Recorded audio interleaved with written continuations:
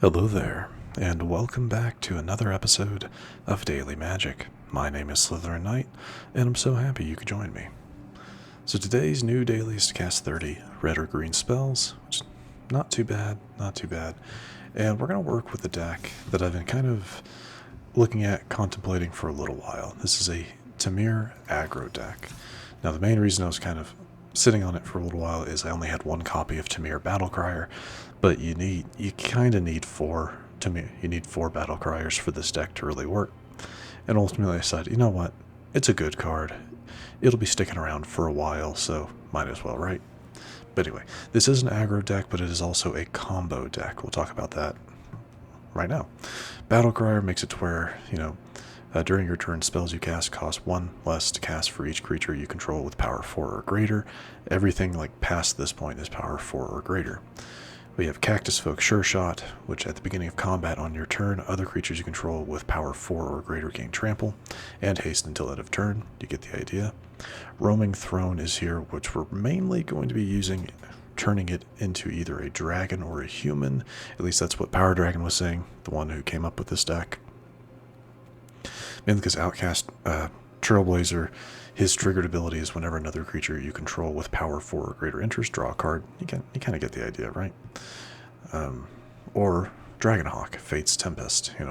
Whenever Dragonhawk enters or attacks, exile the top X cards of your library, where X is the number of creatures you control with power 4 or greater. You get the idea. So this would trigger twice. So if you have 4 creatures on the field with power 4 or greater, and one of them's Roaming Throne, it'll trigger 4 plus 4, 4 times 2, so 8. Which, yeah, that's 8. That's 16 damage if you don't use any of those cards. So that can, it's kind of ridiculous. And then the other one is Anticausal Vestige. Whenever this creature leaves the battlefield, draw a card. Then you may put a permanent card with mana value less than or equal to the number of lands you control from your hand onto the battlefield tapped. Which, just is an easy way to cheat some cards out. At most, we would just need 6 mana, and we can warp this out for 4. So, because the highest number we have is 6. But so you get the idea. Kind of just an interesting card. One I tried to use at the beginning, when we were using some new cards, I just never really got to play it. But yeah, everything else in this deck: Torch the Tower, Abrade, removal and artifact removal, Lumbering Worldwagon to help us. If we're having trouble getting one of the colors we need, since this is a 3-color, typically it's probably going to be Island, we can fish that out of the deck relatively easy. Llanowar Elves for green mana, because we're going to need it. Just helps get things done faster. Intrepid Paleontologist gives a mana of any color and can help deal with the graveyard decks, which I haven't been seeing quite as many graveyard decks, but maybe that's because I don't really play competitive that much. And then finally, Devastating Onslaught. Create X tokens that are copies of target artifact or creature you control. These tokens gain haste until end of turn. Sacrifice them at the beginning of the next end step. So it just kind of depends on what you want to do with this. You could use this on Outcaster Trailblazer to get more cards. You could use it on Anticausal Vestige to be able to get more free stuff out on the field, potentially, because they sacrifice themselves, so they leave the battlefield.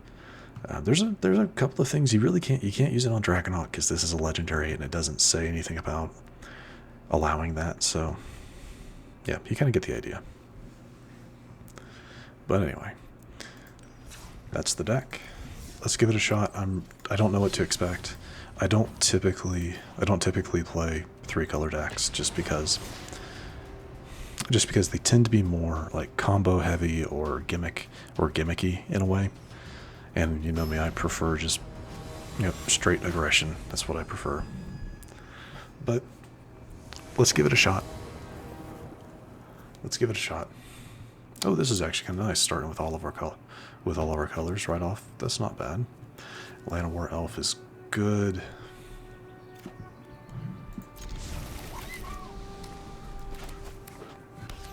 Fabled Passage, okay. I can work with that. But what color are you pulling out? Forest.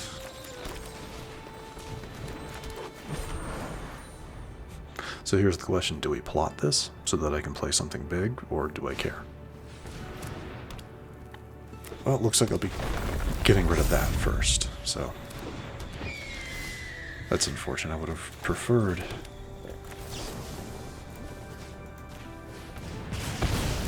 I would have preferred to have been able to do something else, but it is what it is. Gotta get rid of that before it can get too strong.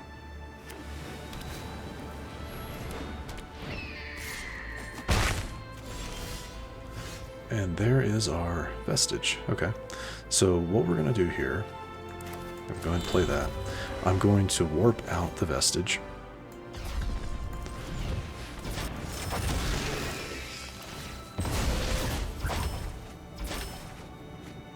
And put that on the field. It doesn't matter. And pass. Yeah, I don't really know why I did that. I could have just played. Yeah, that was weird. That was weird. I forget warping something doesn't give it haste. That's kind of what I was thinking. But yeah, you don't get haste with that. Yeah, it is what it is.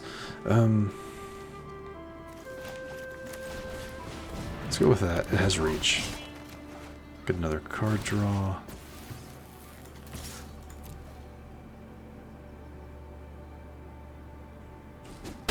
Okay.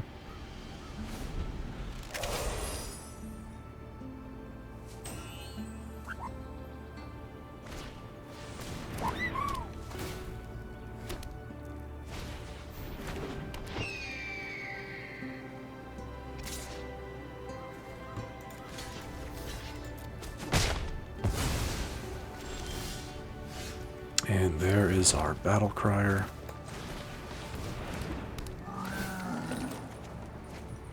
Oof, Onslaught. I don't really think I need this, though. I could get this out in the field.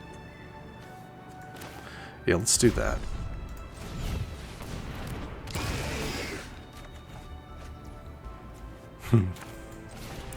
And then I can just get these guys. Let's go with human.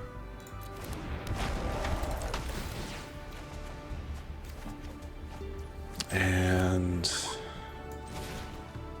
let's go with... Can I not pick out? Let's go with Eldrazi.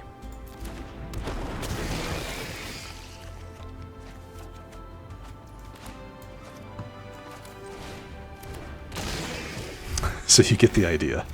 Yeah, this is kind of wild.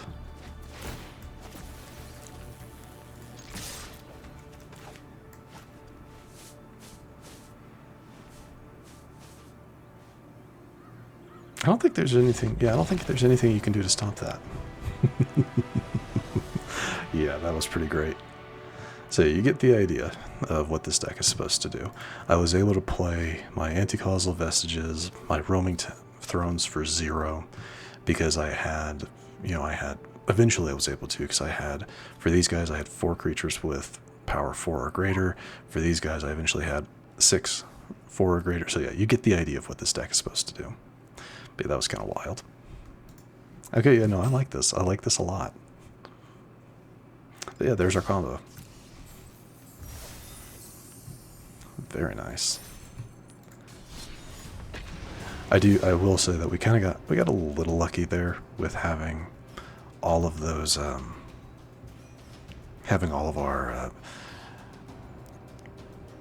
non-colored cards. I can't think of colorless cards, but they don't take colorless. You get the idea. The cards that we could take to 0 cost, we got kind of lucky there. And that Battlecrier came at the exact right moment.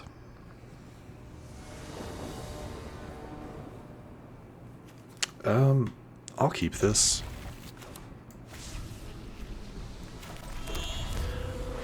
So I'll keep this because we do have Abrade. Outcaster Trailblazer's not bad as well.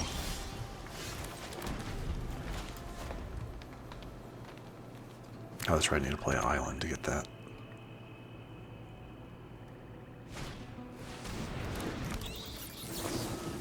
Yeah, we're not playing that.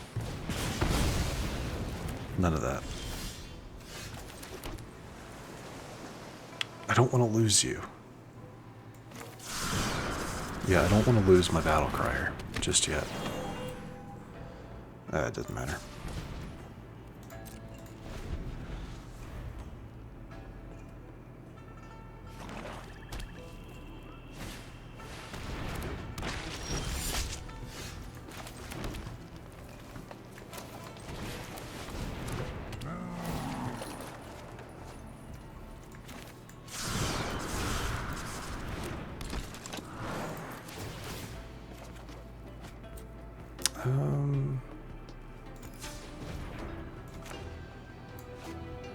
So we have 4. I'm kind of curious to see how this is going to work. I just want to test this.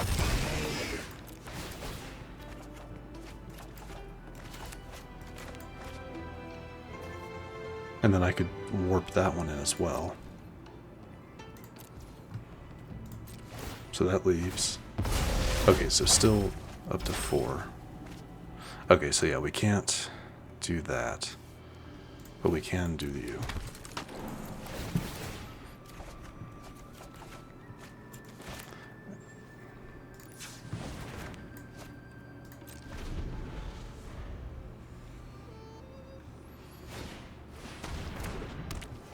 Sure.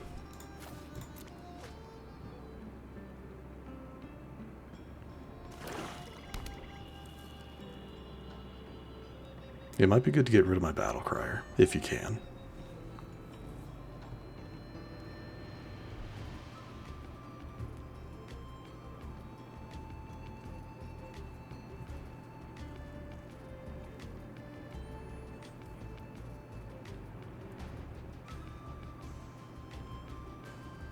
Because that's dropping my cost down to, by 4 for a lot of my stuff. Smart.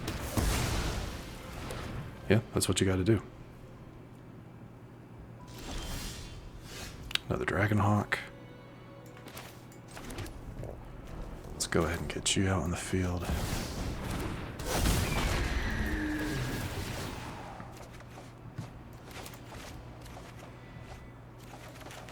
Jeez. Yeah, no attack. And what do I have to get rid of? I have to get rid of some land. 1, 2. Oh, is it just 1? Okay.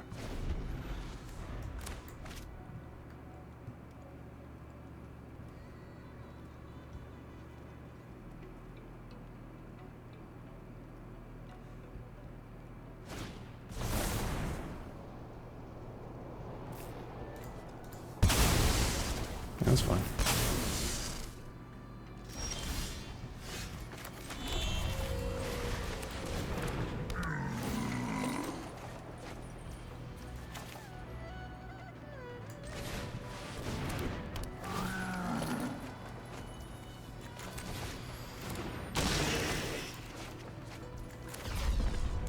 Nope. Full cast. And we want this one for dragon.